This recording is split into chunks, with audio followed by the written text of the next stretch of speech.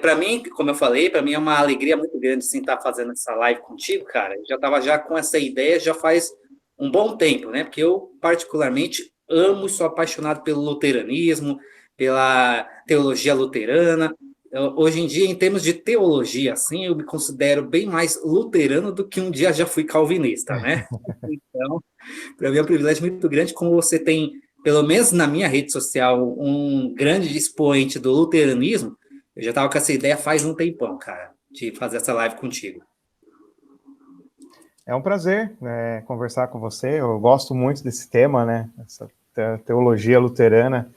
Gosto muito. Hoje eu tenho uma visão mais aberta, né? Eu acredito que a gente não precisa brigar por causa de teologia, uma pode dialogar com a outra, mas é claro que sempre tem as diferenças, as questões que cada um não vai abrir mão, né? Exatamente. Mas mesmo assim a gente pode dialogar e fazer com que a vontade de Deus, que todos sejamos um, seja Amém. feita, né? Com toda certeza, cara. Mas, cara, eu também estava assim, até como eu te passei anteriormente, assim, um pouco do roteiro do que a gente quer conversar hoje. Mas, é claro, evidentemente, eu quero ver se a gente pode pegar outras oportunidades para estar tratando de outros assuntos também. Até alguns assuntos que eu quero tratar contigo hoje também, daria para fazer uma live só sobre isso. Só sobre isso. Por exemplo, aqui, acerca da questão musical. É Aham, um tema assim, que não tem como esgotar, não é aham, verdade? Então, aham. assim, eu queria começar esse bate-papo contigo, cara, primeiramente falando, né, como eu até já passei para você, me fala um pouco também, assim, sobre a sua conversão, cara, como que foi o seu processo de conversão, se você, igual eu, assim, é originário do meio pentecostal ou não, neopentecostal, de onde você veio, cara, fala aí para mim um pouquinho aí. Bom, eu nasci em berço pentecostal, né? Eu fui pentecostal até, deixa eu ver, até quando? Até 2005, 2006, eu acho, até 2006, eu tinha 23 anos. Então eu tinha essa vertente pentecostal, né? E era da Igreja do Evangelho Quadrangular. Não sei se tem Ah, problema de citar nomes de igrejas e tal. não, de forma alguma, vai citar. Aí eu fui. A Igreja Quadrangular se tornou neopentecostal e eu não gostava disso. Só que aí eu questionava muito isso, porque o que eu aprendi, as pessoas começaram a mudar aquilo que eu aprendia, né? Eu aprendia da graça de Deus, em estar contente, independente da situação. E aí agora não, você tem que buscar prosperidade, você tem que buscar saúde. E eu tenho problema de saúde, tenho 2 problemas de saúde bem sérios, né? E eu orava para Deus me curar, e o pessoal falava que Deus tinha que me curar, e aí eu não era curado. Então, como eu não era curado, eu fazia sacrifícios, campanhas, dei todo o meu salário na igreja, fiz tudo isso para poder ser curado. E eu não era curado, né? Então começaram a falar que Deus não gostava de mim, que Deus estava com raiva de mim por causa do meu pecado, porque a culpa de eu ter doença era do meu pecado.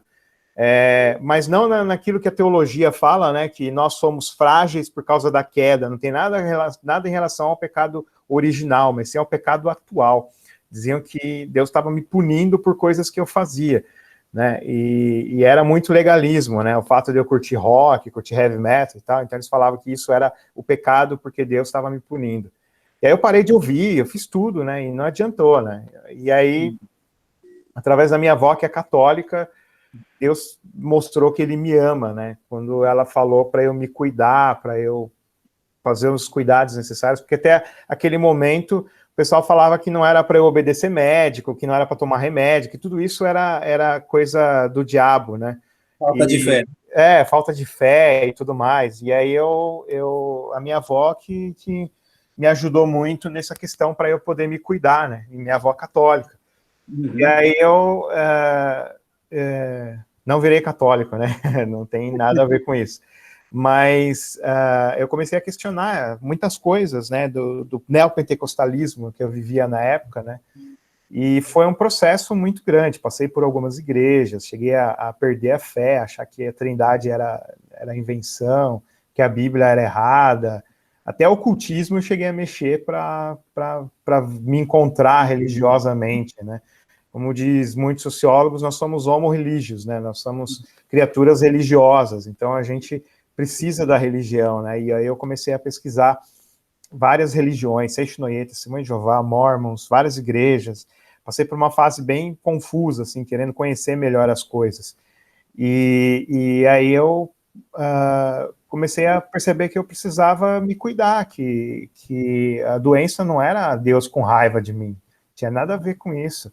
É que eu sou frágil, né? A gente é frágil, então a gente pega problema de saúde, isso é normal. Todo mundo vai morrer um dia, né? Claro. Inclusive, o Kenneth Hagin, por exemplo, que falava muito da palavra da fé e tudo mais, e ele morreu. Todo mundo morre. Né? Não adianta se considerar um super-herói da fé, que isso é mentira, né? Então, até foi um processo grande. Aí passei pelo calvinismo, né? Quando eu me encontrei, e depois eu virei luterano, porque é o que eu mais me identifico, assim, né? Eu mais identifico como sendo dentro daquilo que eu pesquisei, dentro daquilo que eu procurei, mais coerente com aquilo que a Bíblia Sagrada diz. Não diminuindo outras tradições, né? Mas a minha experiência pessoal foi desembocar no luteranismo, né? Então, eu acabei me firmando com Deus. Isso já em 2005, 2006. Quem me ajudou muito na época foi o pastor Ricardo Gondim. Na época ele não era liberal teologicamente, né? As mensagens dele, o pessoal da Igreja Bethesda me ajudou muito a ter uma visão mais humana, que eu erro, que eu sou pecador, eu vou errar, eu sempre erro. E Deus me ama do mesmo jeito, que o cristão ele não deixa de ser pecador, ele deixa de gostar de pecar. A gente não gosta de pecar, a gente não quer pecar, mas como ainda estamos debaixo do pecado original, então a gente ainda peca, por mais que a gente não queira, e a gente se arrepende e tenta de novo a não pecar. Então, essa visão de que nós somos pecadores, que isso não é demoníaco, você não está doente porque você é pecador, mas você é pecador mesmo assim, e Deus te ama e te aceita do jeito que você é. Essa visão me ajudou muito, né, a melhorar e lidar melhor com as questões da vida, né, que eu realmente sou pecador e eu preciso de Jesus o tempo todo, porque o tempo todo eu tô falhando nesse intento de não pecar. Compreendo. É até interessante, assim, também, só esse início da nossa conversa aqui, pois eu posso pegar também um gancho, até mesmo da minha própria experiência também, né? Eu sou nascido também e criado em lar cristão, e de uma igreja, assim, pelo menos década de 80 e tudo mais, que sou também dessa época, assim, de um pentecostalismo, assim, bem rígido, que é como era naquela época, né? Década de 80, 90, hoje já tá não tanto assim, né? Mas eu, querendo ou não, também passei por uns momentos assim, onde eu cheguei a questionar Deus, olhar para cima e ver, será que a gente não está sozinho nesse mundo e tudo mais, se Deus realmente existe, toda essa complexidade que volta e meia a gente olha, porque igual eu geralmente costumo falar, que geralmente a religião, no mau sentido, me apresentou o nome de Deus, mas a fé, o evangelho, me apresentou a pessoa de Deus em Cristo Jesus, né? Porque a gente sempre ouvia assim que tudo, isso é pecado. Aí, só que aí você não pode questionar e perguntar, tá, mas por que é pecado? A pessoa já é mais fácil privar do que educar, né? Infelizmente nesse meio, né? Eu ainda me considero pentecostal, né? Evidentemente, tem muitas, eu não abandonei de todo a tradição pentecostal. E, assim, eu gostei, fiz aquele curso lá do bispo Walter McAllister, né? O pentecostal reformado, né? Então, eu sigo mais ou menos essa linha, embora a minha defesa, assim, soterológica, assim, ela é muito mais luterana do que calvinista. Eu já deixei essa vertente mais calvinista, assim, eu já não abraço o calvinismo, não, como na época, assim, daquela grande efervescência que foi, né, 2011 para frente, né, e tudo mais. E eu tive muito esse negócio também, já passei dos meus 12 anos até os meus 26, tendo problema de convulsões, e todos convulsões mesmo, né? Eu tomava aquele remédio lá, Gardenal e tudo mais. Só que não era assim, convulsão da crise do epilético. O epilético tá aqui, a gente tá conversando, de repente, bom, eu caio no chão e começo a me contorcer. Era muito mais psicossomático. Eu fiz exames, vários exames, não dava nada, né? Nenhum problema neurológico.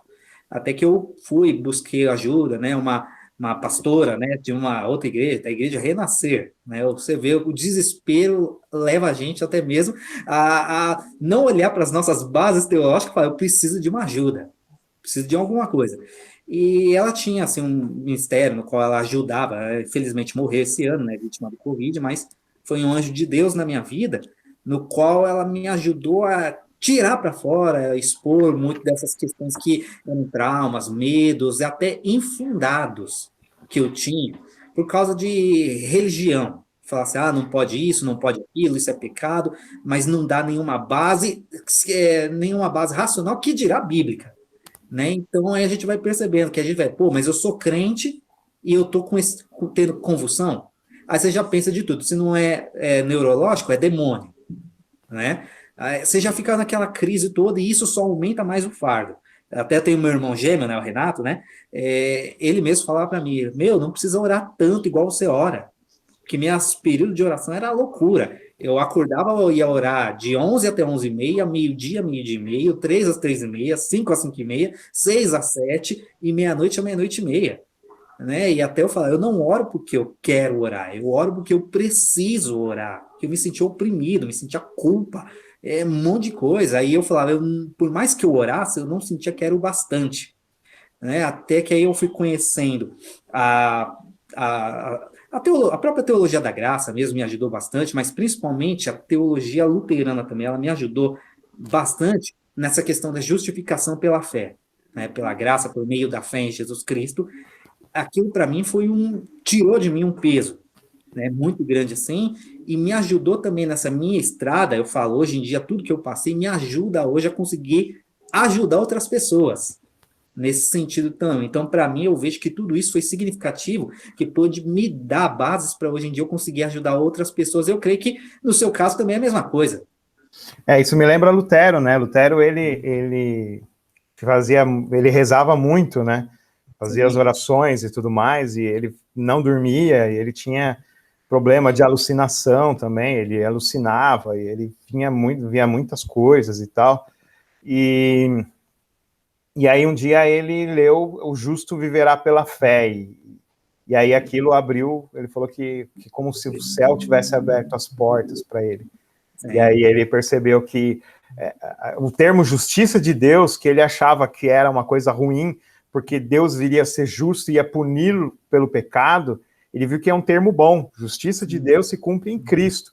Cristo pagou os nossos pecados. Então a justiça de Deus, hoje, até a palavra justificação vem de justiça, né? Hoje nós recebemos a justiça de Deus pela fé. Sim. Não é pela punição, não é pelo castigo. O castigo que nos traz a paz estava sobre Jesus Cristo. A justiça de Deus não é punição. Até a pessoa fala, Deus é amor, mas também é justiça. Se a pessoa tivesse a noção do que é isso, né? A justiça de Deus é o perdão dos pecados. Deus é amor, mas é perdão.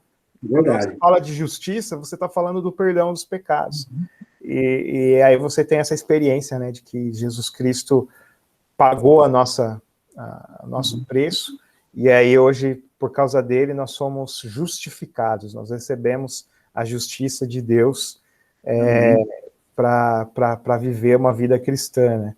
Isso também me ajudou muito, né? Eu estava muito... Mais para frente eu vou falar, quando você for comentar a questão do calvinismo, eu vou falar minha experiência com o legalismo, né? E aí eu tive essa experiência primeira, que foi com os neopentecostais, que diziam que eu tinha que largar o rock para poder ser curado, e eu fiz isso e não adiantou de nada. Dar o dinheiro na igreja, dei todo o dinheiro na igreja, também não adiantou de nada. Existe esse legalismo, mas também existem outras formas de legalismo, né? E eu dou graças a Deus que eu não fui tão prejudicado assim pelo legalismo, né? Eu sofri muito, mas tem muita gente que sofre muito mais, né? O meu sofrimento foi apaziguado pela graça de Deus. Amém, por isso. Que nem um rapaz que eu conhecia, que ele tocava bateria com a gente, e ele estava com câncer, e aí ele foi buscar a cura num apóstolo. O apóstolo foi lá e falou que ele estava curado, que ele não precisava mais tomar remédio, e ele morreu.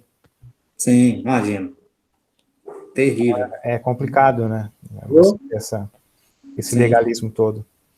Verdade. Até pelo fato que isso daí não é à toa que o índice de desigrejados hoje em dia já ultrapassou uma marca assim realmente histórica, né? A última vez que eu vi a revista Cristianismo já tem alguns anos assim, já falava que tinha mais de 5 milhões só em São Paulo. Uhum. Já tem alguns anos, né? É um fenômeno que realmente...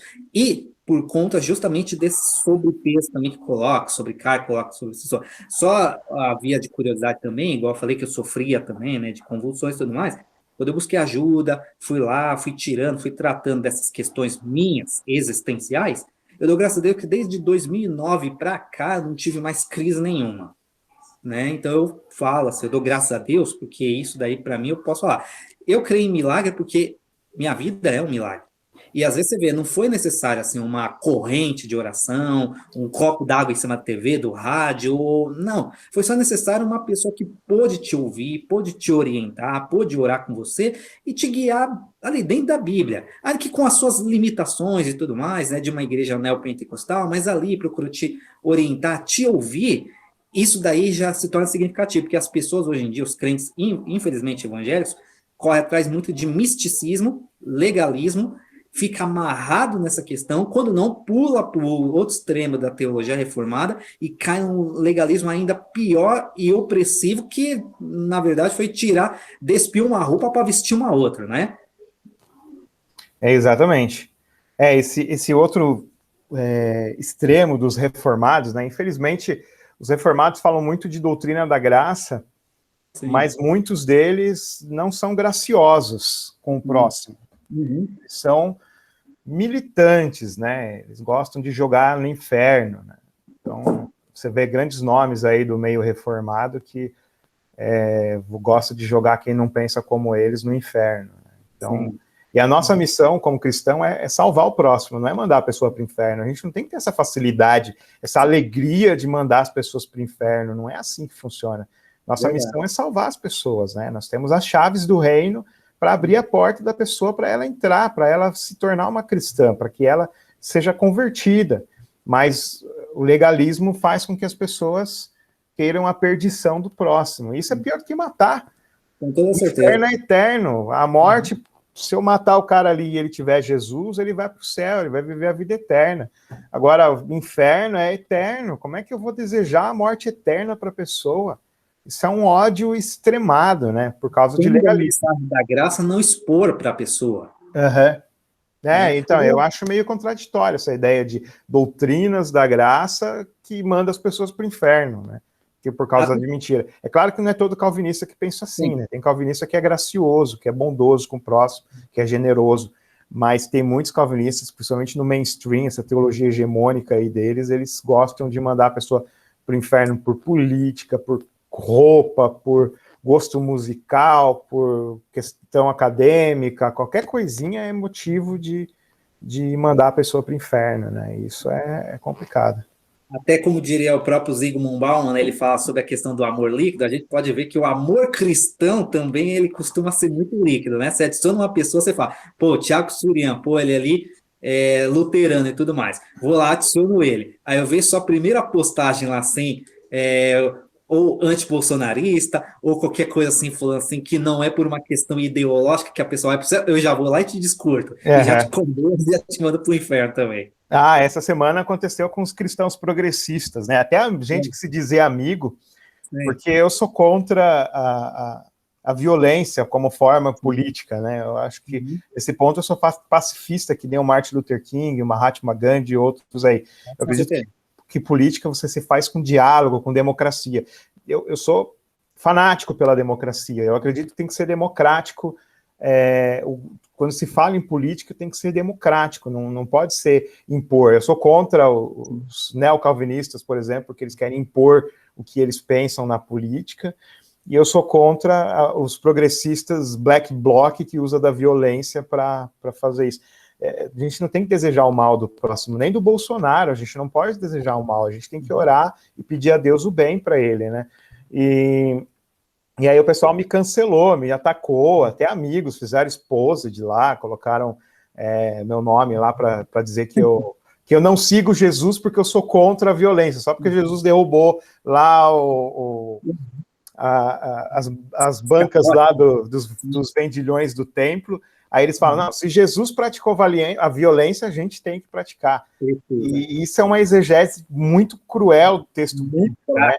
Jesus, primeiro ponto, ele é Deus, ele tem autoridade. Ali no templo, ele podia fazer o que ele quiser, ele mesmo falou, derrubo isso daqui que eu levanto em 3 dias, né? E ele estava falando do corpo dele, né? E ele não falou, ó, para vocês saírem por aí derrubando mesas aí nas sinagogas e tudo mais. Ele não deu esse mandamento, né, de praticar violência. Ele é Deus. Isso daí é uma questão assim também, até mesmo da maneira, da compreensão da lei enquanto caráter religioso. Mas quando é caráter civil, o próprio Jesus falou para não se levantar contra os romanos, para amar os mesmos, os inimigos e tudo mais. Mas no culto que Deus exigia um culto santo, aí sim, quando ele viu que misturou essa questão, queria prostituir, sujar, todo o ambiente de culto que tinha que ser santo, aí ele saiu metendo o pé. Né? Eu fui aluno também na época do seminário do pastor Marcos Granconato, né? E eu estava vendo também assim, uma interpretação dele sobre a questão lá que Jesus falasse sobre as 2 espadas lá. Aí falou que não, porque Jesus era a favor do armamentismo, porque ele falou sobre as 2 espadas e tudo mais, e é porque era perigoso as estradas da Palestina. Mas, se você analisar o próprio texto, não dá mais para isso, porque diz que era somente para cumprir o que foi dito pelas Escrituras, que com os ladrões ele foi contado. Era só era uma espécie de, vamos dizer assim, encenação profética, drama profético, para cumprir as Escrituras, não porque ele era a favor do armamentismo e tudo mais. O pessoal confunde descrição com prescrição. Em Salmos diz, o salmista pede que ele fala que bem-aventurado aquele que esmagar a cabeça dos filhos dos opressores com uma pedra. Aí então a gente, aquele lá é opressor, eu vou esmagar a cabeça do filho dele com uma pedra. Isso é uma descrição de um salmista que estava com raiva e fez essa oração que é chamada de imprecatória, né? Essa oração mais rígida, né? Ele estava sendo sincero com Deus. A gente pode ser sincero com Deus. Ó, Deus, eu estou com ódio daquela pessoa. E Deus vai limpar o nosso coração. Agora, isso não é uma prescrição, é uma descrição. Não está sendo prescrito que você esmague as crianças com uma pedra, os filhos dos opressores com uma pedra. Não existe essa prescrição. Então, o pessoal pega esses versículos aí que descrevem coisas e falam que eles estão prescrevendo coisas, mas não é. Então, essa é uma interpretação bem errada das Escrituras, né? Essa questão do armamentismo, eu, por exemplo, eu acho que ela é válida para quem mora no interior, né? Tem muita gente que está numa fazenda ali, não tem como a polícia chegar lá e ele precisa se defender. Agora, num centro urbano, eu acho que não vale a pena, porque o brasileiro é muito maldoso por natureza, né? Nossa cultura é a cultura de morte. As pessoas, muitos inocentes vão morrer, né? Então, não é uma coisa legal. Mas, segundo a Bíblia, você tem essa liberdade de pensar dessa forma. A Bíblia não fala, é proibido usar arma, e também não fala, você tem que usar arma, né? Então você tem uma liberdade, essa questão de políticas em geral, a gente tem coisas que não dá para ser a favor, que nem o aborto, né? Ou a exploração do pobre, que a Bíblia condena muito mais até, né? A exploração do pobre e tudo mais. O racismo, várias coisas que são políticas públicas e que nós devemos nos levantar contra. Agora, por exemplo, a Bíblia não fala se tem que ter reforma, a Bíblia não fala como é que deve ser a reforma agrária, não fala como é que deve ser a reforma tributária, qual porcentagem de impostos a ser pago, né? Aí, a partir do momento que as pessoas começam a usar a Bíblia para apoiar os seus sistemas preferidos, seja capitalismo, comunismo, qualquer coisa assim, ela está deturpando a Bíblia e tomando o nome de Deus em vão, né? Porque isso é para demonizar o do outro. Exatamente. Exatamente. Agora, até para a gente retomar assim também essa questão e trabalhar melhor essa questão também, como agora a gente já está até antecipando e mostrando, a gente tem uma posição contrária ao que está estabelecido, ao que eu costumo chamar, não é a teologia reformada em si, mas é a teologia reformada midiática. O que tá, como nós somos realmente, eu também sou contra, Mas, queira ou não, quando eu te conheci entre aspas, né? Ouvi falar muito de você, foi naquela época, igual eu falei, aquela efervescência toda de Paul Washer, a pregação chocante. Aí eu via um monte de gente também falando assim: o Suriano, o Thiago Suriano, não sei o que, falou isso. O Thiago Suriano também bateu nisso daqui. Aí eu até cheguei e falei: deixa eu pesquisar quem é esse camarada lá. Achei seu perfil, dei uma olhada lá assim, eu já estava. Eu cheguei a ser um pouco radical, mas eu não cheguei a ser tão extremo, não, né? Igual alguns assim, que eu até fiz amizade também na época, assim, como o Luiz Eduardo Sturciati e outros aí, né? Olhei assim, eu não quis adicionar, só te adicionei depois, como eu falei, quando meu irmão Renato falou que você agora era luterano, eu fui dar uma olhada lá, vi as suas postagens, estava mais suavizado, mais de acordo com o que eu acreditava, eu falei, agora dá para adicionar. Eu queria falar, fala para mim aí como que foi o seu ingresso realmente nisso daí, se foi por meio da pregação chocante, qual pregação que foi, qual pregador que foi, e como que era, o que que te levou, a ser tão assim, militante nisso? Na época, cara, eu sempre fui radical em muita coisa, né? Até hoje eu preciso melhorar muito nesse sentido, né? Eu sempre tive muita revolta e as coisas têm que ser desse jeito. Heavy metal, né? Não tem Heavy como não ser metal. revoltado. Eu sempre fui muito radical, muito militante em tudo, né? Eu gostava de sair por aí evangelizando e só faltava jogar a Bíblia na cabeça das pessoas, porque eu queria que elas aceitassem. Cara, Jesus é muito bom, você não está aceitando Jesus. Não, você merece apanhar, cara. Não chegava nisso, né? Mas eu era assim. E aí eu virei calvinista porque, na época, porque eu era da igreja do Ricardo Gondim e ele estava virando liberal. Sim. E aí eu conheci o site do Monergismo na época, que era bem mais fácil de acesso. Hoje o site está bem difícil de acesso lá e tal. Tá uma bagunça danada. Antigamente era fácil você achar textos e tudo mais. Então eu comecei a ler textos, comecei a comprar Arthur Pink, Charles Spurgeon, Kuyper, esses caras todos aí, comecei a ler e aí eu falei, não, é isso aqui que eu me identifico. Só que aí tinha a oposição dos arminianos, né? E aí eu montei uma página chamada Calvino da Depressão na época. Né? Era minha. Eu visitava muito isso aí. E aí eu montei essa página e comecei a bater nos arminianos. Comecei a bater e aí o pessoal ficava bravo e vinha rebater comigo e eu ficava bravo com eles. E aí ficava aquela bola de neve de braveza, todo mundo bravo com todo mundo e eu batia nos caras toda hora. Aí eu fui até na Marcha para Jesus e fui zoar com o pessoal lá na marcha, gravei vídeo e tudo mais, falando que eles não eram cristãos de verdade, porque eles não conheciam a reforma. Eu cheguei a ver esse vídeo. Então, eu tava de máscara, imitando a voz de pastor da Universal. Sim, na hora. Aí eu fiz esse... foi isso, era pecado meu mesmo, não tem desculpa para isso, cara, não tem como justificar, era pecado meu mesmo de querer ser melhor que os outros, entendeu?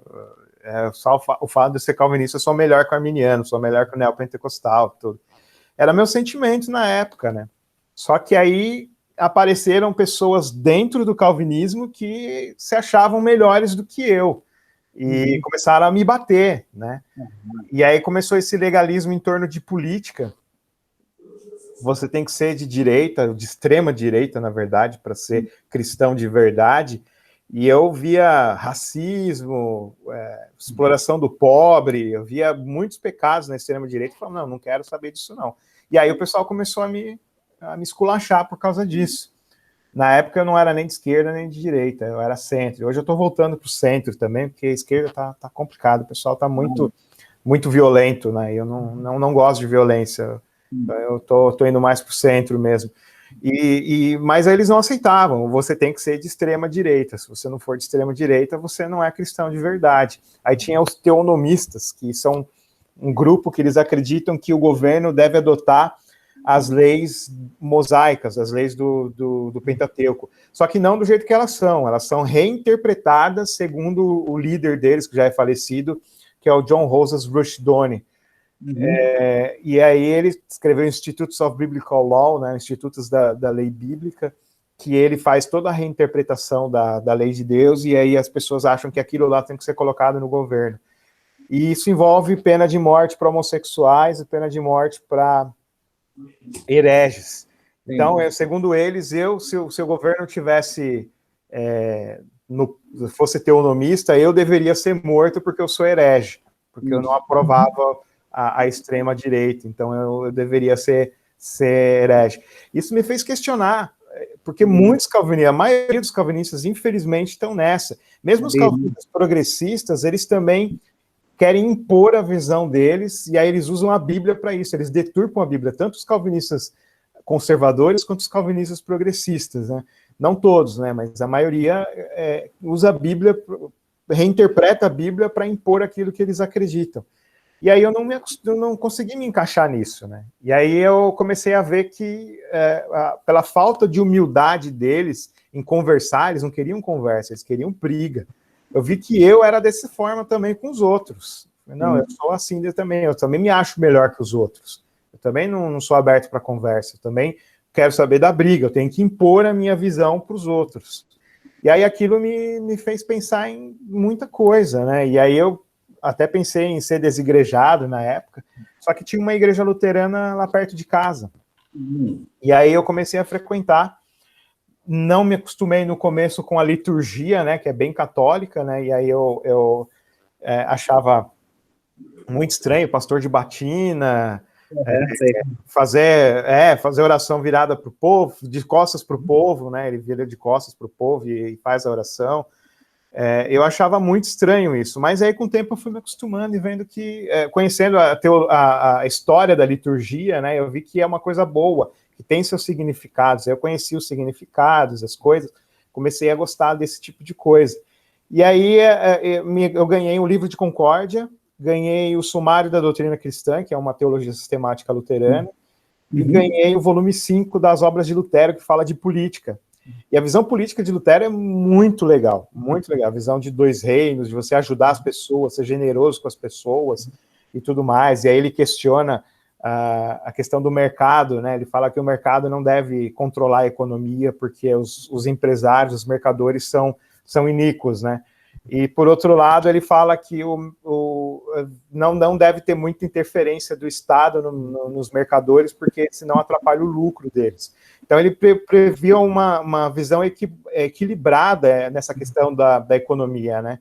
E ele falava muito do amor e da generosidade, coisa que eu não ouvia no calvinismo. Eu não via nada sobre amar o próximo, sobre generosidade, sobre bondade. Eu não via nada disso no calvinismo. E aquilo foi uma surpresa para mim. Eu achei muito legal. Depois que eu conheci calvinistas que pregam o amor ao próximo, que nem o Jürgen Moltmann e outros, Karl Barth e outros que já têm uma visão mais generosa, né, em relação ao próximo e tal. Mas na época, para mim, Barth e Moltmann era uma leitura proibida, porque eles eram liberais, eles eram chamados de liberais. Depois eu li que não tem nada a ver com liberalismo teológico e tal. O Barth até um pouco, né, mas né, não é tanto assim como o pessoal fala.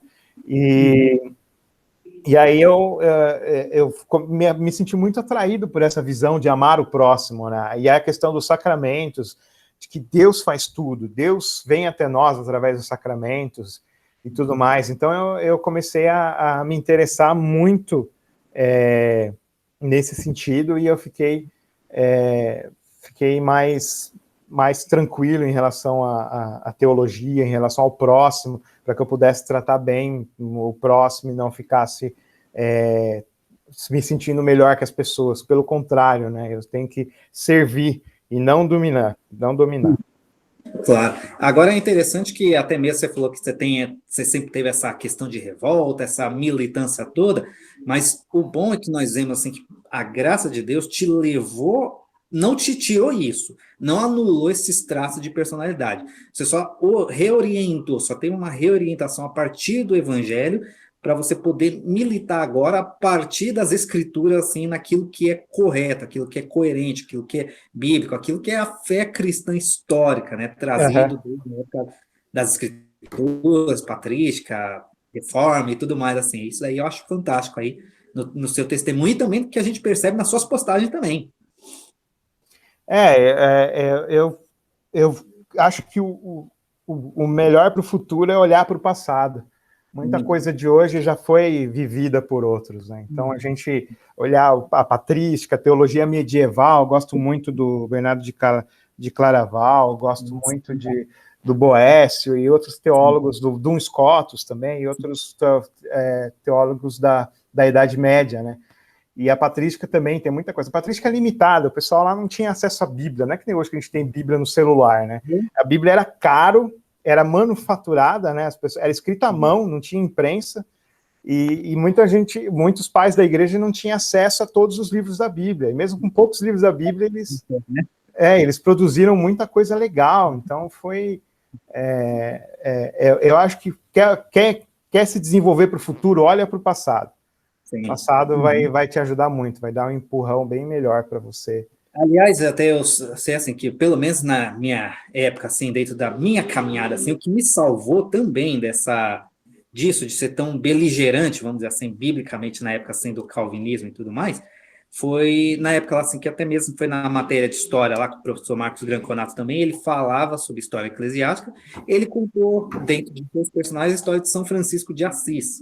E isso daí eu já me apaixonei ali pela a história dele ali, eu já cheguei em casa, corri, na época assim, já fui pro YouTube lá pesquisar se tinha alguma coisa, vi que tinha aquele filme Irmão Sol, Irmã Lua, por sinal eu amo esse filme, sou apaixonado por esse filme, já peguei, já devorei lá, depois saí comprando tudo que é tipo de filme de Francisco, tem DVD aqui, né, que eu comprei, assim, todos os filmes dele, livros, assim, teve até uma época que eu colocava lá, os calvinistas ficavam lá me enchendo a paciência para ficar lá, porque você deve lembrar que teve aquela época que todo mundo tinha que colocar lá, Tiago Surian calvinista, ou monergista, ou não sei o quê.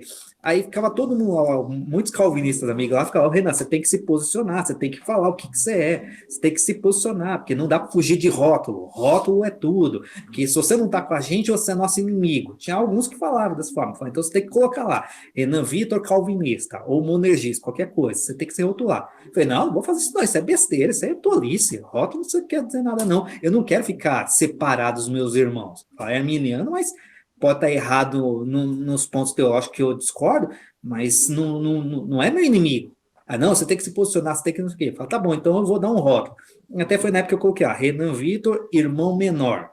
Né, eu tinha colocado esse negócio porque foi a ordem de Francisco, né, os frades menores, né, frade e irmão, né, os irmãos menores. Por que irmão menor? Porque eu sou irmão de todos e menor porque quero servir a todos, ao próximo. Então não vou ficar com esse negócio não. Tanto que teve um monte de gente também que me cancelou, me excluiu, me bloqueou na época e tudo mais. Mas eu falo, para mim foi a melhor coisa foi ter olhado para esse período também histórico, voltar para a história, conhecer Lutero também, conhecer a influência dele, da justificação pela fé, a doutrina dos dois reinos também para mim foi fundamental. Voltar para Francisco que vê a reforma por santidade, né, que é conhecido reforma dele. Então, isso para mim foi um dos detalhes que me salvou, que Deus na providência colocou esses amigos para andar comigo, né? Francisco, Lutero e outros assim para estar andando comigo assim, porque senão eu falo, eu também peguei menos, mas também peguei um pouco desse veneno, desse lado sombrio da força, né? E aí que me levou aí a querer ser beligerante também na época. A gente, o orgulho teológico, né? A nossa teologia é a melhor. Eu confesso que às vezes eu me pego pensando nisso, sabe? Eu falo, olha, será que eu tô me sentindo melhor que os outros por causa disso, né? Isso não é, a gente não tem melhor do que ninguém, a gente tem papéis diferentes, funções diferentes no reino, né? Um é mão, o outro é peito, o outro é braço, o outro é pé, cada um é importante. Exato. Mas nós somos iguais em valor, né? Então não adianta a gente ficar brigando com os outros por causa disso. Às vezes o pessoal me marca, Surina, vem aqui ver a treta aqui, sua opinião. Eu nem respondo, falo, nossa, cara, deixa o pessoal pensar assim, não tem problema, cada um tem sua tradição, né? Se a pessoa quiser uma opinião diferente, ela vai procurar. Não sou eu que vou chegar lá e brigando, é chato, né? O pessoal chegar lá brigando. Eu falo assim, se for na minha igreja, aí beleza, eu me posiciono, que eu tenho que ali cuidar das minhas ovelhas e tudo mais. Mas não sendo da minha igreja, eu não tenho nada a ver com a igreja mundial, deixa o pessoal lá, eu não tenho nada a ver com o universal, eu não tenho nada a ver com essas igrejas. Se for na minha igreja, se for algum membro trazer falsa doutrina desse tipo de igreja, aí é outra história, aí eu me posiciono, aí eu vou pregar e falar contra. Agora, até falar contra para ensinar, Aham, não treta por treta, ficar brigando ali. Tanto que tem gente que fala, o Renan vem aqui, posta uma coisa e some na aham. internet. Passou essa época de ficar debate ali que não vai levar a nada. 500 anos de reforma aí não resolveu muitos desses embates assim, então não sou eu que vou numa postagem lá, vou resolver os problemas teológicos da igreja. Não, com certeza. Não, a gente tem que orientar. Eu, particularmente, se eu vejo alguma coisa da minha igreja que eu não concordo, que nesses dias uma moça estava postando sobre mandato cultural, né? E eu não Ah, acredito em mandato cultural. Eu acho que ele é. A intenção até foi boa no começo, mas depois virou forma de impor a visão que se diz cristã, mas não é muito cristã, né, na política, né, geralmente mandato cultural só serve para política, né, ou cultura também, né, você tem que uhum. ouvir isso, você não pode ouvir aquilo e tudo mais. Eu prefiro conversar pessoalmente, chegar a falar com a moça e falar, olha, não é assim, né, mandato cultural é uma visão errada, não é bíblica, a gente não tem mandato cultural, a gente tem mandato de cuidar das pessoas. Nós temos que cuidar, de servir, não impor as nossas opiniões para as pessoas, né? Certo. Então, aí eu converso com a pessoa pessoalmente, né? Mas na internet, para não ficar aquela briga, né? Às vezes até me coça. Nossa, a pessoa tá Você dá. falando merda. Exato. Mas eu fico assim, não, eu vou deixar para lá e depois eu converso com a pessoa. Agora, agora, como você já tinha falado, assim, já deu uns spoilers aí de como você chegou também no meio luterano, né, também, né? E até você falou sobre a questão de a princípio, aquele choque de cultura que foi, né, cultura litúrgica, tudo mais assim. E aí um dos pontos aqui que até eu marquei contigo também é sobre a questão da liturgia, né? Porque a gente vê também assim nas suas postagens, você também falando bastante assim, tem as suas críticas com a liturgia ou falta de liturgia, se bem que toda igreja tem liturgia, né? Ainda É, que seja livre, mais livre possível, ou espontânea. Mas principalmente essa aqui desse novo movimento churchista, né, que tem hoje em é, dia, crescendo bastante, o worship, a cultura do worship, tudo mais, adoração extravagante, e você sempre contrapõe com a questão da liturgia tradicional, né? Então, eu acho que são dois pontos assim que vale a pena você comentar também um pouco assim, porque assim, como você já veio também do heavy metal também, que daqui a pouco a gente conversa um pouquinho sobre isso, então assim, é um pouco estranho também ver uma pessoa que curte heavy metal curte algo tradicional, né? é, Então me explica, meu, me desembaraça um pouco esse nó para mim, por favor. a questão a questão é uma questão de adequação. Por exemplo, eu Uhum. posso ir de sunga na igreja. É. Eu vou de sunga, mostrando minha barriga, meu peito cabeludo, meu pé com as unhas mal feitas, vou lá de sunga e chinela havaiana na igreja, para pregar, eu posso fazer isso. Não existe nada na Bíblia que me Claro, proíba de ir de sunga, chinela havaiana, pregar lá na igreja. Não sim, existe. Mas a questão é adequado? claro. Não é adequado, né? Uhum. Eu uso brinco, só que quando eu vou trabalhar, eu tiro o brinco. Eu não quero que a atenção venha para mim. Quando eu vou pregar, eu não quero que a atenção fique em mim. Ó, o pastor de brinco. Não, eu quero que Jesus Cristo seja o centro, né? Não quero ser o moderninho que todo mundo, esse cara é moderno e tal. Não, quero que Jesus Cristo apareça. Ele que é o central no culto, né? Então, essa questão do worship é uma questão de adequação. As Uhum. pessoas elas acabam sendo muito levadas pelo sentimentalismo. A pessoa acredita que ela tem que sentir a presença de Deus para que ela seja abençoada no culto. E a presença de Deus é uma alegria, é um sentimento emocionante, é um sentimento legal. Só que isso não é bíblico. Na Bíblia a gente não vê isso, né? Não existe nenhuma recomendação a sentir a presença de Deus. Quer sentir a presença de Deus? Na hora da Santa Ceia, você tem ali o sangue e você tem o corpo de Jesus Cristo. Ali é a presença de Deus, a presença de Deus Filho, Jesus Cristo. Então você toma o sangue, você come o corpo de Cristo, você está sentindo a presença de Deus. Aquela emoção, eu não tenho nada contra. A pessoa quer se sentir emocionada, não tem nenhum problema.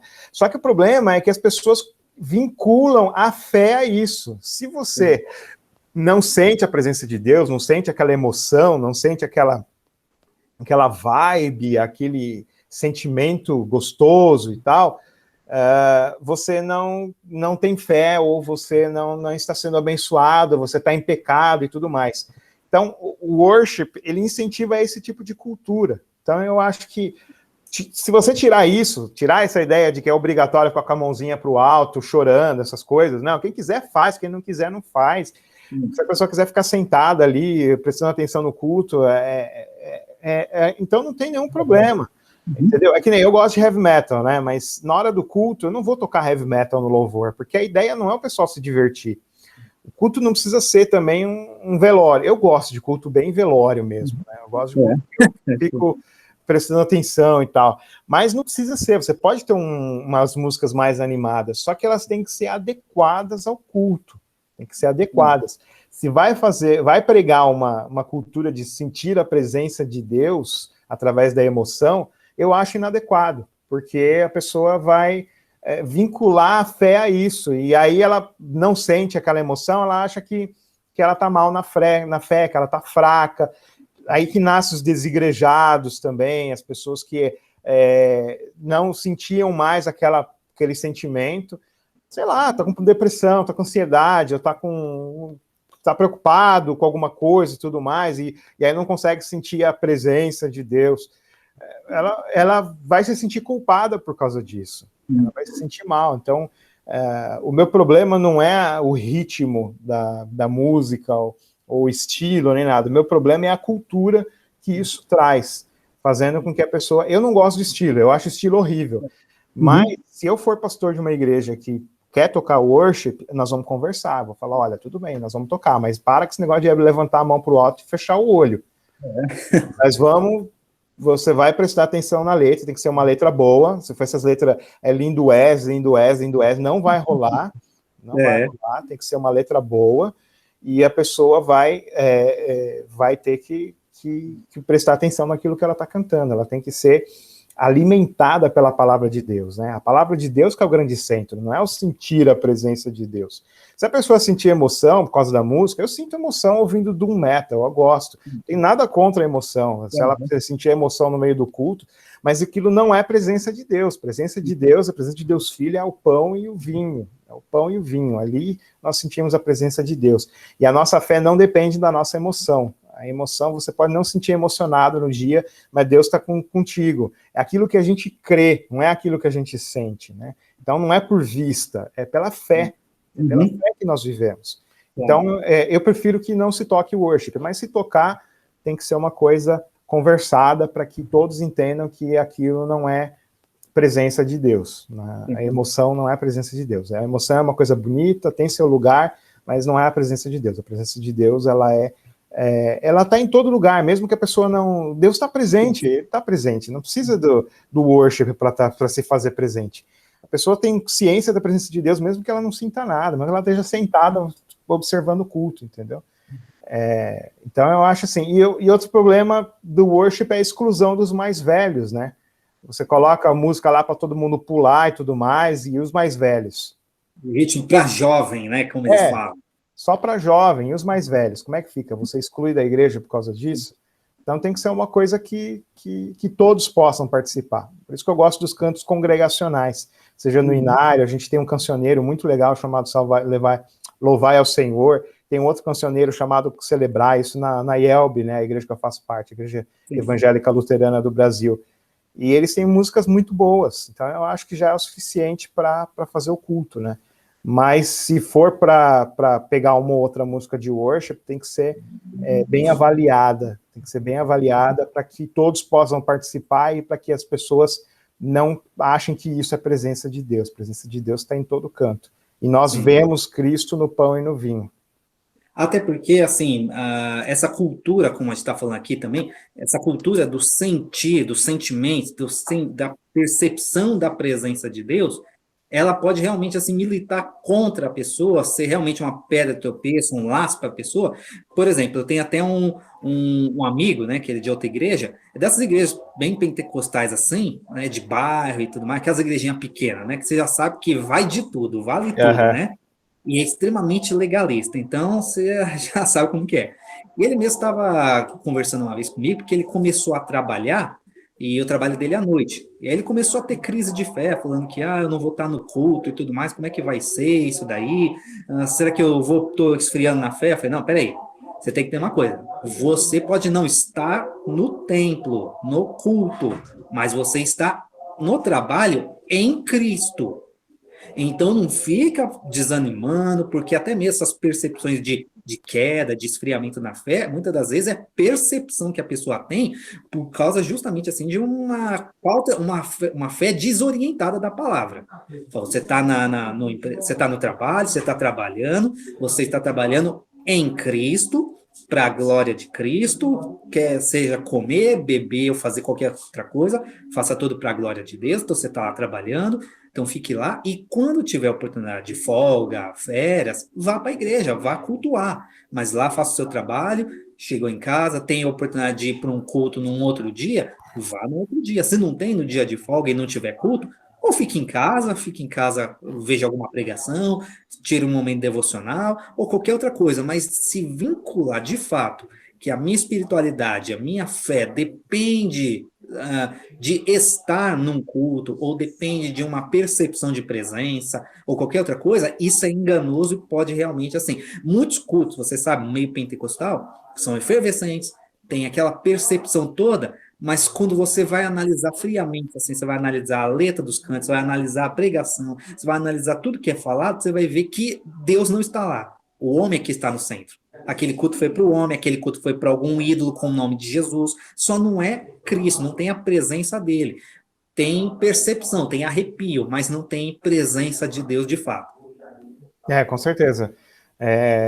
Isso acaba sendo um legalismo também, né? Porque a pessoa é obrigada a ter aquela emoção, aquele sentimento para poder ser cristã de verdade, né? Eu acho que, assim, a gente tem que pensar, cristão de verdade é o justificado, né? O justificado vem de justificativa. O que justifica você ser cristão de verdade?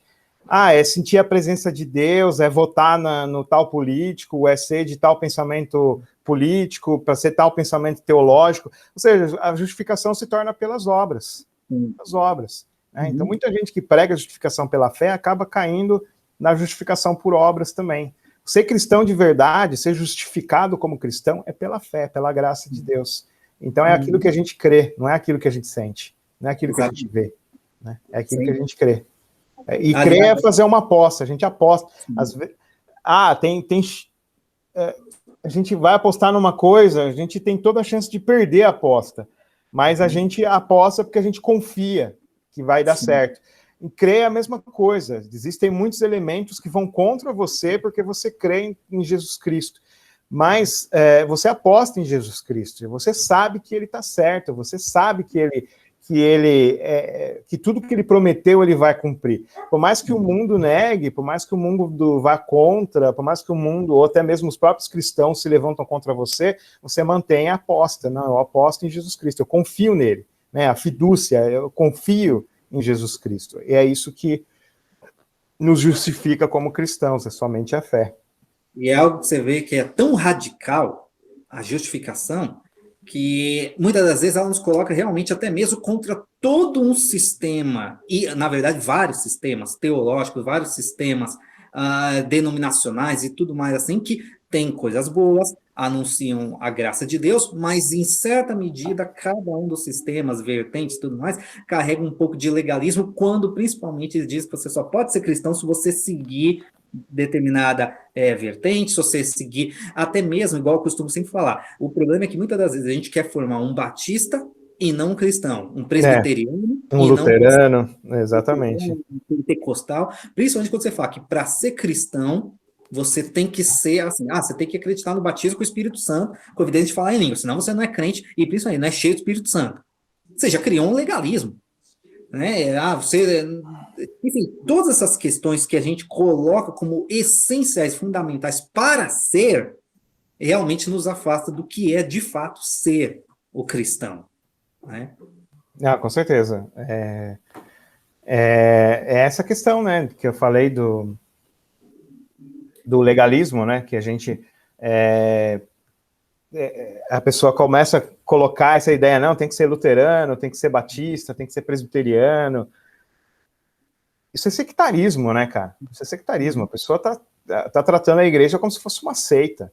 Exato. Né? A igreja de Jesus Cristo, ela é una, santa, católica e apostólica, ou seja, ela é uma, todo cristão faz parte da igreja de Jesus Cristo, ela é santa, todo cristão é justificado, ela é católica porque ela é universal, no mundo inteiro, todos os cristãos, o pentecostal lá da China, ele é meu irmão, mesmo sendo luterano aqui no Brasil.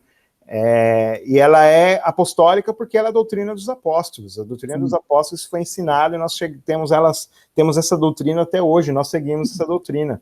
Entendeu? Então, a gente não tem espaço para sectarismo no cristianismo, né? A gente tem que abraçar o irmão, mesmo que ele pense diferente em alguns pontos que não são primários, né? São secundários. Aliás, até eu sempre, quando eu vou falar sobre o pentecostalismo, eu também sempre falo sobre o seguinte detalhe. A história do pentecostalismo sempre mostra uma questão, que no começo do pentecostalismo eles sempre tinham uma mensagem simples. Jesus Cristo salva, cura, batiza com o Espírito Santo e voltará, né? Era o resumo da pregação deles. Só que com o passar do tempo, eles começaram a confundir, sempre a confusão das esferas, né? Teologia com cultura. Quando você faz isso, que aí começaram, abandonaram a mensagem simples, né, que eles tinham, evangélica, para começar a falar sobre roupa, usos e costumes, gravata, e tudo isso como fator de justificação. Deixou de ser anunciar que Jesus Cristo é quem salva, para mostrar que é o sol a gravata, o sol os ternos e tudo mais, né? E começou-se, toda vez que a igreja começa a pregar a sua cultura herdada dos seus fundadores, de um período histórico, começa a pregar cultura e períodos históricos. Tem gente querendo voltar para períodos puritanos, se vestir igual puritano, páginas de moças que romantizam o ideal da mulher puritana, só que isso daí foi num outro contexto, uma outra cultura, um outro país e um outro século. Não tem como. Por isso que, assim, eu não concordo com tudo, mas eu penso que, de fato, a gente precisa entender a teologia dentro da nossa cultura, do nosso contexto, e não penso que seja errado a gente também pensar numa cultura latino-americana, uma teologia. Não é fazer igual a teologia da libertação, que é subtrair as escrituras em favor de uma ideologia, mas é pensar a teologia dentro de um contexto latino-americano. Sim, a gente não é pegar o enlatado dos Estados Unidos, da Europa, a reforma, o que seja, e aplicar literalmente para nós. Tem que fazer as adaptações de acordo com a nossa cultura, o nosso período. Sim, a gente tem que contextualizar, né, a nossa teologia para que as pessoas entendam, né? Vou falar sei lá, visão federal. Não tem nada a ver com o Brasil aqui, né? Visão federalista, isso daí não tem nada a ver com o Brasil. Tem que tem que adaptar a teologia para aquilo que a gente vive hoje, né? O pessoal hoje, por exemplo, se você fala da fome no Brasil, você já é taxado. Ó, o esquerdista, vai para lá. Certo. Você fala da exploração do pobre, da usura, né? As altas taxas de juros que o comércio pratica, o lucro alto que as pessoas têm, que é injusto também, né? Lucro de 100%, 200% em cima de uma mercadoria que a pessoa precisa, né? Então, que nem máscara. A máscara antes era vendida R$10 uma caixinha de máscara, hoje a gente compra uma caixa por R$25. Então, as pessoas estão precisando, você mete a faca para poder lucrar em cima, né? Essa corrupção que tem no atual governo em relação à compra de vacinas, né? As pessoas também indo comprar, faturando propina em cima de vacina, são coisas que a gente tem que denunciar como cristão, é a nossa realidade, o racismo que as pessoas passam, né? Muita gente deixa de conseguir emprego porque é negro, o índio também, que está sofrendo um genocídio, né? As pessoas, os madeireiros estão matando lá, os fazendeiros estão matando os índios no centro-oeste, no norte, e a gente tem que adaptar a teologia a essas coisas, né? Que nem o profeta Amós. O profeta Amós fez isso lá em Israel, né? Ele saiu de Judá e foi para Israel para denunciar o pecado de Israel. E aí o sacerdote lá de Israel falou que ele praticamente chamou ele de esquerdista. Lógico que na época não tinha isso, né? Ele falou: não, o cara só sabe falar mal do nosso governo, não fala bem. E aí ele falou: eu estou falando aquilo que Deus mandou falar. Uhum. Então a gente tem que adaptar, né, a nossa teologia para essas coisas, né, para coisas que a gente passa aqui no Brasil. Sim. Agora, até para a gente poder caminhar assim, até para caminhar até para um final também, você já falou muito aí também sobre o seu gosto, sua paixão assumida, né, sobre o heavy metal e tudo mais, e hoje em dia, apesar de muitos tabus já ter caído, até por conta do próprio movimento gospel, eu tenho críticas ao movimento gospel, mas ao mesmo tempo eu também vejo que ele também promoveu muitas assim, transformações positivas. A musicalidade, por sinal, deu um salto. Tem muita coisa, lixo, é verdade. Mas também, em termos de musicalidade, até mesmo tem algumas coisas assim que são boas também presente. Só essa possibilidade de você poder também fazer uma adaptação da musicalidade, pegar hinos tradicionais e dar uma repaginada também, eu acho que isso aí é fantástico também. E, evidentemente, apesar de tudo isso, ainda falar que curte heavy metal, ainda tem aquela conotação de que rock, o pai do rock é o capeta. Ele tem dois filhos, a mentira e o heavy metal, né? Então eu queria que você me falasse um pouco pra gente sobre essa questão também. E, é claro, pô, o crente pode ouvir? Sim. Salmo 150 mostra que todos os instrumentos são usados por Deus. Então não existe um estilo, um ritmo que seja proibido. Até o funk, que o pessoal também, eu acho que ultimamente está sofrendo mais preconceito ainda do que o heavy metal. Os funkeiros cristãos aí, o pessoal não aceita isso, né? Mas pode, não tem nada na Bíblia que proíba isso, né? A grande questão é a maneira como você se identifica com isso, né? Eu ouço música, para mim não existe música secular ou cristã, existe música boa. E aí, às vezes, eu vejo certas letras que são como filmes de terror, e eu sou fascinado por filme de terror, por coisas de terror ligado ao terror, então eu ouço também, não tem nenhum problema, né? Mas a gente tem que ter filtro, né? Tem coisas que a gente não é legal a gente ouvir, né?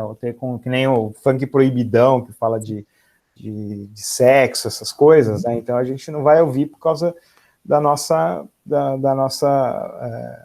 fé, né, em relação a isso, né, essa objetificação da mulher em relação ao sexo, né, então a gente evita ouvir. Mas, biblicamente falando, não tem nenhum empecilho em relação a ritmos musicais, não tem nenhuma restrição. Isso o pessoal fala, se fosse assim, a gente não poderia ouvir música clássica, porque música clássica tem muita coisa ruim também, né? Então, e é legal que, tipo, Lutero, os hinos de Lutero, ele ia nas tabernas, nos bares da época, e aí ele ouvia as músicas que eram tocadas, ele aprendia as músicas, e aí ele colocava uma letra cristã em cima de músicas seculares. Sim. Então, você tem essa... você pega Paulo, por exemplo, que ele lê os poetas cretenses, seculares, então não tem nenhum problema. O Estevão também fala que Moisés foi instruído em toda a ciência dos egípcios, então ele não tinha restrição em relação a ler livros seculares. E é engraçado que é só com música que o pessoal tem esse legalismo. Você pode assistir um filme secular, você pode ler um livro secular, mas música você não pode. Tem crente que eu conheço que não canta nem parabéns para você, porque é música secular. E é sério, né? É um absurdo. Então, a gente tem que... esse tipo de legalismo a gente não precisa aceitar, não. Deus deu esse dom, né, da música para nós, então a gente pode aproveitar sim, não tem nenhuma restrição na Bíblia quanto a isso. Você percebe que o centro de tudo isso, todas essas controvérsias, é sempre o legalismo, né? A busca do homem de querer subir até Deus pelos seus próprios esforços, né? O problema da Torre de Babel permanece até aqui, né? Chegar aos céus pela própria força. Com certeza, com certeza.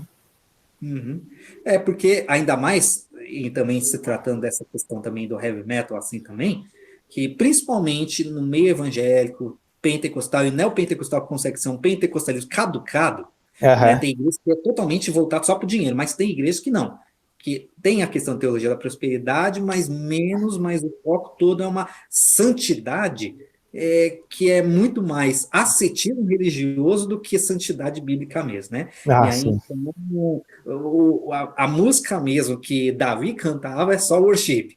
Aham, A Bíblia que é, Davi mandou compor. Tudo que tem fôlego, louve ao Senhor, mas desde que seja worship, é, né? O heavy metal, exatamente. só se for rock gospel, só se for dependendo, só se for oficina G3, esses assim. De resto, você não pode ouvir coisa nenhuma, né? Então a gente percebe também uma forte raiz de legalismo que as pessoas não sabem que é legalismo. Na verdade, acaba sendo mais ignorância que leva a pessoa a cair no legalismo. É, eu lembro eu fazia capelania no Hospital São Paulo, lá em São É. Paulo, né? E Uhum. aí veio um grupo do Bola de Neve fazer parte com a gente. Só que aí Sim. o líder espiritual deles lá era Marcelo, eles eram G12, não sei se ainda é G12, sei lá como é que anda esse negócio de G12 aí, que é um É. legalismo danado também, né? G12 é terrível. Boa. E aí o líder da célula deles lá, alguma coisa assim, ele teve Deus falou com ele, não na Sim. Bíblia, né, na Tá. cabeça dele, que eles não podiam fazer, que Deus não queria que eles fizessem o trabalho de capelania. Cara, tá na Bíblia lá, visitar os doentes, cara, Estava preso e foste me ver. pois é, meu, e o cara fala que Deus falou que não é para fazer isso. Eu falei, gente do céu, é inacreditável, cara, é Terrível. inacreditável. Mas é esse legalismo aí, o cara inventa coisa na cabeça, fala que é Deus que falou e o pessoal A segue pessoa isso, né? confunde a não vontade de fazer algo com Deus. Aham, Coloca muito sim, Deus no meio, os BO dela. exatamente. Nossa, cara, é umas coisas que não dá para entender, né? Sim, Não, eu creio que Deus pode falar de outras formas além da escritura, mas matéria de doutrina sim. é só escritura, só Se é escritura. doutrinário, eu também não acredito, não. Só escritura. A partir do momento que a pessoa fala que não, Deus não quer que faça isso, eu falo, não, cara, não, vai para lá. É. Não vem com Ainda isso, mais não. quando eu falo, tá, legal, Deus não quer porque eu li na Bíblia, beleza. É uma coisa, eu li devido a Exatamente. interpretar. Mas Deus não quer porque Deus te falou, quando você sabe que é algo doutrinário, é algo que vai levar, moldar, orientar a fé da pessoa em algo que não tem nada a ver, que é a preferência pessoal da pessoa, do ministério e tudo mais, aí você já percebe ali a serpente falando ali no Sim, meio com da, certeza. né, A sempre pessoa está foi. imaginando e tá falando que Deus falou com ela, né? Exato. É uma esquizofrenia gospel, né? Eu que sou Exato. esquizofrênico, eu faço essa, essa ponte Nem, aí, né? nem Parece. você, nem você tendo isso como doença, tem esse sentido de Pois sentimento é. meio Já tive pentecostal. muito no passado, né? Mas hoje, quando eu ouço alguma voz falando, eu falo, não, é coisa Você da já minha cabeça, não, já ignoro. Não tem nada de Deus isso daí, não. quero ver se a gente pega depois assim, para a gente fazer até mesmo um vídeo, um bate-papo, sobre essa questão também de doenças emocionais, cara. Aham. Não, tudo bem. Você tem experiência nessa questão, eu também já tive a minha própria história, a gente vê que, de fato, eu lembro também, já acompanhei muito o Ricardo Gondim, né, no passado, hoje em dia é difícil ver uma pregação dele assim, né, até preciso pegar qualquer hora para ver. Mas assim, eu já acompanhei bastante ele, até eu lembro que ele, uma vez, ele falando numa das pregações dele, falou, ó, os pastores daqui uns 10 anos vão pegar o pior contingente de pessoas feridas com igrejas. E isso aí foi bem antes desse movimento de desigrejados, né? Tem até Aham. que fala, vejo que tu és profeta. Né? Eu vejo que ele estava ali realmente percebendo e vendo, intuindo ali realmente aquilo que iria desembocar o movimento gospel atual, que infelizmente é de colocar a gente de joelho para pedir a Deus misericórdia. Aham, sim, com certeza. A porta de entrada é grande, a saída é maior ainda, né? E de fato não tá ficando ninguém, não tá ficando ninguém nem para, igual falar, o último que sair apaga a luz, não tá ficando Aham. ninguém nem para apagar a luz. Exatamente. Os desigrejados estão aumentando bastante, né? Muito. Evangélicos não praticantes, como o pessoal fala, os católicos não praticantes, evangélicos não praticantes.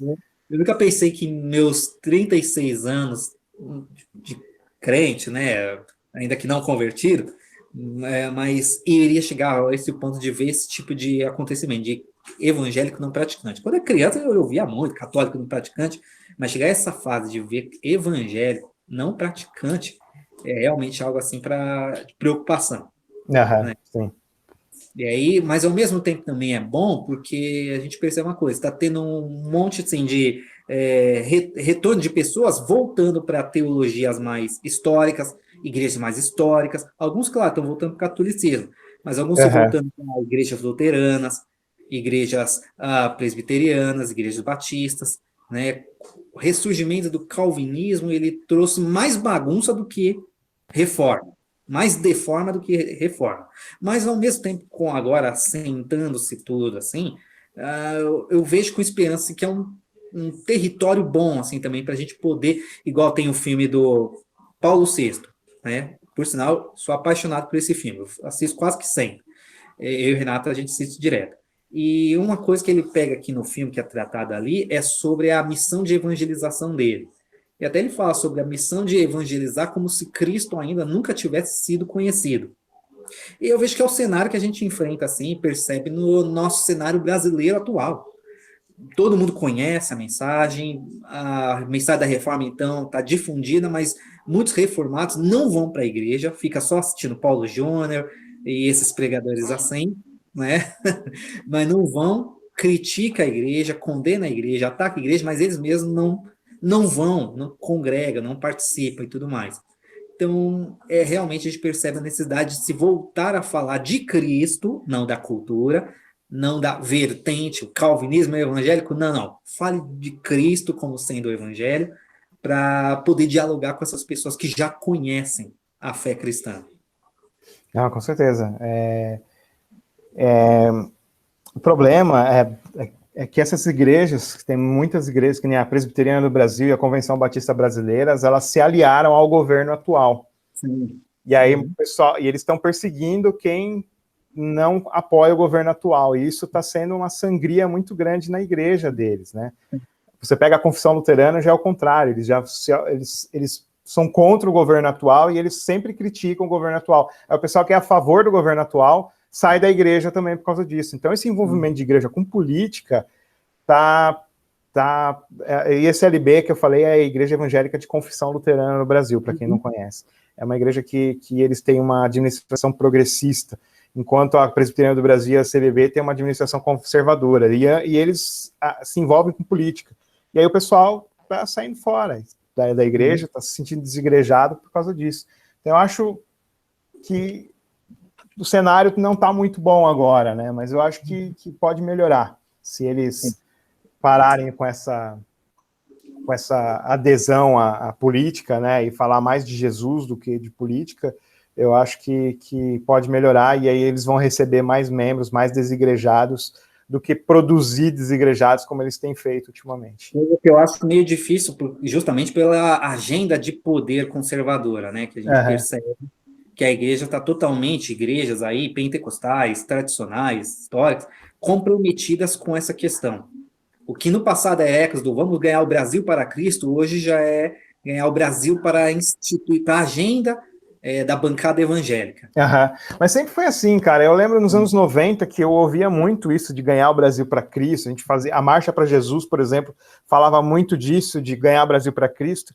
Só que a ideia era votar em candidato evangélico, para que eles pudessem instituir a agenda no governo. Então, acho que sempre foi assim, cara.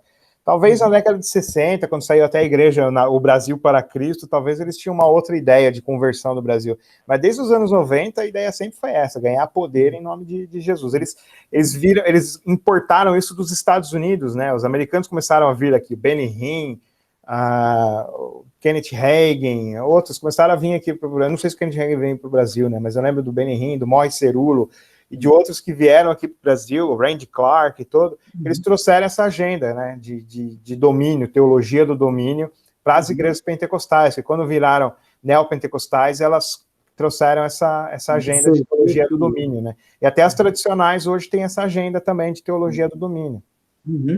Que é chamada de mandato cultural, no caso. Exatamente. Exato. Cara, para mim foi um prazer enorme estar falando contigo aqui, mano. Para mim se deixar a gente vai longe, porque afinal de contas eu gosto de falar de Bíblia aqui e tudo mais assim. E como eu falei, vamos procurar ver assim direitinho assim, você logo deve voltar a trabalhar, né? Mas a gente pode pegar qualquer hora assim para a gente ver uns outros horários de noite, sei lá, para a gente poder gravar uns outros vídeos também. Tá bom, vai ser um prazer enorme.